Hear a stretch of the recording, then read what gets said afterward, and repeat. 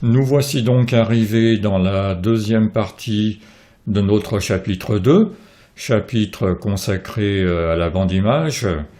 Donc je vous rappelle que dans la partie 1, on a vu comment ajouter, comment supprimer, comment copier-coller des vues. Dans cette nouvelle leçon, nous allons voir comment déplacer des vues, comment déplacer une ou plusieurs vues sur la bande image. Alors tout ça, ça va nous occuper un petit moment. Parce qu'à côté de ces notions de déplacement, on va voir plein de choses, plein de paramètres qu'il faut connaître. À la fin de cette leçon, on verra aussi, mais ça c'est un petit peu secondaire, et on va très vite passer dessus, comment renommer une vue, comment remplacer l'image principale d'une vue, comment vider la table de montage. Voilà, donc encore une fois, si vous déplacez une ou plusieurs vues, je vous conseille de le faire en mode ligne de temps, parce qu'en mode vue, ça va être le même problème, on va désynchroniser la bande son. Donc par contre là, je vais rester en mode vue, pour vous montrer quelque chose, pour vous montrer l'importance d'un paramètre en mode vue. C'est le paramètre qui se trouve donc dans Préférences, Projet, fixer la durée des vues lors du déplacement sur la table de montage. Alors comment ça se passe? On va décocher ce paramètre dans un premier temps. Ce paramètre est un petit peu ésotérique, c'est pas évident de comprendre a priori quelle est son utilité, à quoi il sert. Donc je vais déplacer cette vue 4 qui est à 10 secondes, je vais la placer avant la vue 3. Donc regardez bien, là je n'ai pas coché le paramètre, je déplace la vue, tout simplement avec la souris. Donc l'ancienne vue 4 devient la vue 3, et elle a conservé sa durée de 10 secondes. Par contre, l'ancienne vue 3 qui devient la vue 4, elle a pris 5 secondes, la durée de l'ancienne, elle a conservé sa propre durée, pardon, excusez-moi. Voilà, donc maintenant je vais dans Préférences, je vais cocher le paramètre fixer la durée des vues lors de déplacement dans la table de montage. Je valide. Donc je vais remettre la vue 3 à la place de la vue 4. Donc je vais déplacer, je vais inverser ces deux vues en fait. Et regardez bien ce qui se passe au niveau de la durée maintenant. Et bien en fait, la vue 3 a conservé sa durée qui était de 10 secondes. Par contre, elle était remplacée par la vue 4. Et la vue 4 a conservé sa durée. Donc ce paramètre, ça veut dire fixer la durée, ça veut dire que la durée est fixe, la durée d'une vue. Si on intervertit deux vues, ou si on déplace plusieurs vues, les durées donc attribuées initialement à chacune des vues restent fixes. Donc à vous de voir quelle est l'option qui vous intéresse dans le travail de déplacement que vous souhaitez faire. Voilà, donc je repasse en mode ligne de temps. C'est la meilleure méthode pour déplacer des vues sans rien désynchroniser. Donc pour déplacer une vue, je vais par exemple déplacer la vue 5 et je vais la mettre avant la vue 3. Je vais prendre son point de transition. Vous vous souvenez de cette notion de point de transition. Et je vais l'amener sur l'échelle de temps, peut-être au timing précis que j'aurais défini auparavant, en regardant un petit peu où je suis. Je lâche, et vous voyez que la vue s'est déplacée sans désynchroniser absolument aucune autre vue. Par contre, la vue 5 a vu sa durée s'allonger, ce qui est normal. Autrement, on désynchronise tout. D'accord? Donc ça, c'est une façon de déplacer une vue. Je vais faire CTRL Z. Si je déplace la vue 5 en prenant son bord, le bord gauche, là je ne vais pas très loin parce qu'il va bloquer sur une erreur, quand on va faire chevaucher les fondus. Donc c'est pas la bonne méthode. La méthode que je vous conseille, c'est de le faire avec les points de transition. Si je prends une vue, si je clique à l'intérieur de la vue, pas sur le bord gauche, pas sur le point de transition, mais à l'intérieur de la vue. Là, je peux déplacer la vue, mais tout ce qu'il y a derrière, vers la droite ou vers la gauche. Donc ça, c'est une méthode pour déplacer toute la suite d'un montage sur l'échelle de temps. Alors, si on souhaite déplacer plusieurs vues non contiguës, par exemple, je veux déplacer ensemble, pourquoi pas, hein, ça peut arriver, on ne sait jamais, la vue 5, la vue 8 et la vue 10. Comment je fais? Donc je clique sur la vue 5 pour la sélectionner, j'appuie sur la touche CTRL, je clique sur la vue 8 pour la sélectionner, et je clique sur la vue 10 pour la sélectionner. Vous voyez que les trois vues sont sélectionnées. Maintenant, je prends un des points de contrôle, et vous voyez, c'est magique, les trois points de contrôle non contigus vont glisser ensemble sur l'échelle de temps. Je lâche, et vous voyez que mes vues sont déplacées. Ça ne sert pas à grand chose dans le cas présent, mais c'est pour vous montrer la manip. Si maintenant je veux déplacer une série de vues contiguës, je clique sur la première vue pour la sélectionner, j'appuie sur la touche Shift majuscule en français, sur la dernière vue de la sélection, par exemple la 10. Vous voyez que les vues 5 à 10 sont bien sélectionnées. Maintenant, je prends le point de contrôle 5 et je le fais glisser sur l'échelle de temps, là où je veux déplacer toutes mes vues. Je lâche, c'est fait. Là encore, c'est pas très pertinent, mais bon, c'est une démonstration. J'annule, je fais CTRL Z. Si vous voulez sélectionner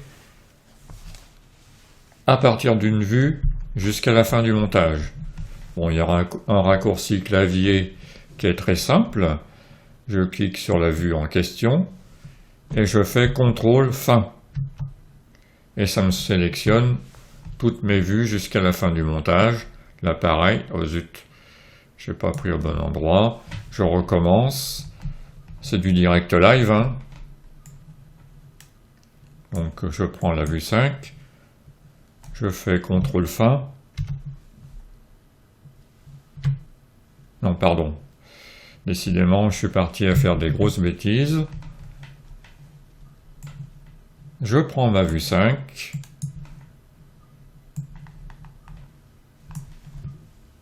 Je fais Shift fin.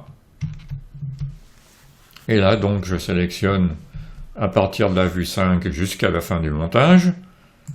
Et là, si je fais glisser le point de transition, j'emmène toute ma série de vues. Voilà, j'y suis arrivé, vous voyez, c'est laborieux. Quand on manipule en direct, c'est pas évident, mais bon, c'est les règles du jeu. Maintenant, si à partir de la vue 5, je veux tout faire glisser à partir du début du montage, du début du montage à la vue 5, là c'est majuscule, et origine. D'accord? Donc vous voyez que si je fais glisser, j'emmène bien tout le début de mon montage jusqu'à la vue 5. Bon, c'est des petites choses à connaître, c'est des possibilités à connaître qu'on oublie vite, ouais. Mais bon, ça existe. Je pense que j'ai vu à peu près toutes les possibilités de déplacement. Ah non, j'en oublie une, qu'on n'utilise pas beaucoup non plus. Vous pouvez sélectionner, bon, par exemple, une série de vues, de la vue 5 à la vue 8, par exemple. Voilà, et puis dire, par le raccourci clavier CTRL-E, je veux déplacer cette série de vues d'une certaine valeur. Je sais que je dois les déplacer d'une seconde. Ça peut arriver par rapport à un calage sur la bande son, par exemple. On a une seconde de décalage sur la bande son. Donc là, je rentre la valeur une seconde et je valide. Et au miracle, ça décale tout d'une seconde. Fabuleux! Pendant que j'y suis, petite astuce, si vous voulez vous déplacer d'une vue à l'autre facilement, vous positionnez sur la vue de départ, et vous vous déplacez avec les flèches du clavier. Hein, vous voyez, j'appuie sur la flèche droite, je me déplace d'une vue à droite, sur la flèche gauche, je me déplace dans l'autre sens. Ça peut être utile quand vous avez des modifications à faire en série comme ça. Voilà, donc une petite astuce, un petit raccourci de clavier important. Donc maintenant, on va voir comment renommer une vue. Pour ce faire, je vais passer en mode vue. Ben là, je vais la mettre en plein écran pour que ce soit un peu plus visible. Je veux renommer par exemple cette première vue. Elle a un nom qui n'est pas très parlant, elle a pris le nom de l'image principale, c'est-à-dire RMG14. Les autres, c'est pas mieux. Donc je vais essayer de renommer ça correctement. Donc pour ce faire, je double-clique sur la vue. J'ai donc la fenêtre de configuration de la vue qui s'affiche. Dans l'onglet principal, j'ai le nom de la vue. Alors, je vais l'appeler par exemple Atelier 1. Pourquoi pas. Et pour renommer celles qui suivent, ça va être très simple. Vous voyez, j'ai des petits boutons ici qui permettent de se déplacer d'une vue à l'autre, à droite ou à gauche. Donc je vais sur la vue suivante. Je fais Atelier 2. Et ainsi de suite. Je peux renommer toutes mes vues très rapidement, je valide. Et au miracle, mes deux vues ont été renommées très facilement. D'accord ?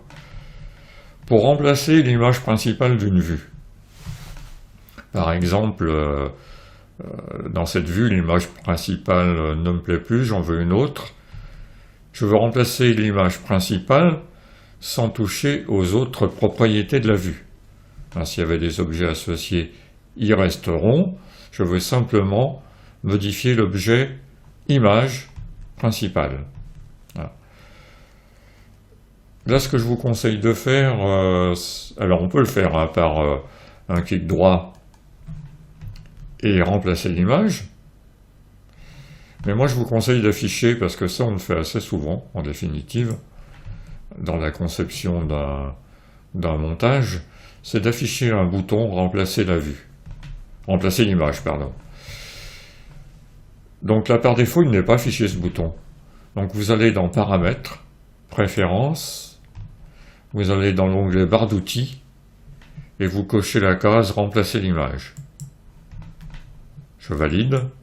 Et vous voyez que j'ai un bouton « Remplacer l'image » maintenant. C'est bien pratique. Je fais « Remplacer l'image », puis là, il me demande de choisir dans le bon répertoire. Là, je ne suis pas sur le bon, mais vous avez compris la manip. Je prends n'importe quelle image, par exemple, celle-ci. Et là, donc, j'ai remplacé mon image principale sans toucher aux autres propriétés. Vous voyez que j'ai gardé le temps de fondu. J'ai gardé la durée d'image, la durée de la vue, et si j'avais des objets associés, ils seraient restés. Voilà, ça c'est une manip à connaître également. Si je veux vider la table de montage complètement, ça va pas du tout, je suis pas content du tout de ce que j'ai fait, et ben je me positionne sur une image, et je fais vider la table de montage. Il me demande de bien valider. Et voilà, j'ai plus rien. Et génial, hein? Ben ça, je vous conseille pas trop de le faire souvent, mais ça existe. Voilà, donc on a terminé cette partie 2 de ce chapitre assez imposant, hein. Il y avait beaucoup de choses à dire, en fait, sur cette bande d'image. Bon, je suis à peu près passé partout, mais il y a tellement d'options dans PTE que j'en suis pas sûr. Donc vous commencez à toucher du doigt la puissance de PTE. Vous voyez absolument toutes les possibilités qu'il peut offrir rien que sur une petite partie de ses fonctionnalités. Donc écoutez, je vous donne rendez-vous pour le chapitre 3. Je vous remercie pour votre attention et à bientôt pour de nouvelles aventures.